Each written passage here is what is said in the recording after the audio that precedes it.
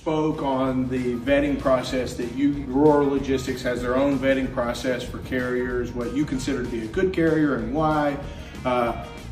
You consider it a pretty huge bonus, would you say? Is that a fair statement? If two carriers were to call you and one is a NASTC member and one is not, would you say it's a fair statement to say you prioritize that NASTC member? 100%.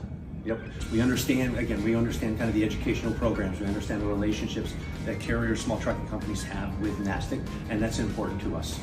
And also too, because we know NASTC, we understand your core values. We understand what you're trying to do out there in the marketplace for small carriers, and we respect that. Sure. And we want to partner. We want partners in that. So if you're talking to a carrier that's a Aurora Logistics carrier that hauls freight for you guys on a daily basis, and they're on the fence about whether to be a NASTC member or not, what would you say to that carrier? Say, hey, this is the real value for you to be a NASTC member. What would be your pitch to them? And it's not in theory. I actually have these conversations, and I try to coach and teach my team to have these conversations as well. Obviously, I'm most familiar with it, but I'm trying to educate the team as well. Sure.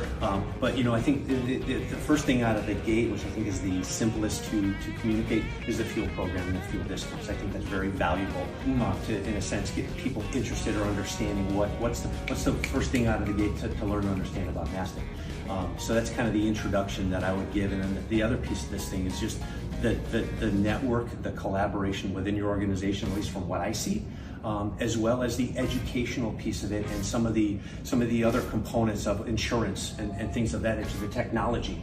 That there's just a full breadth of service offerings that you're able to offer these small trucking companies who are trying to make it work in a really tough world.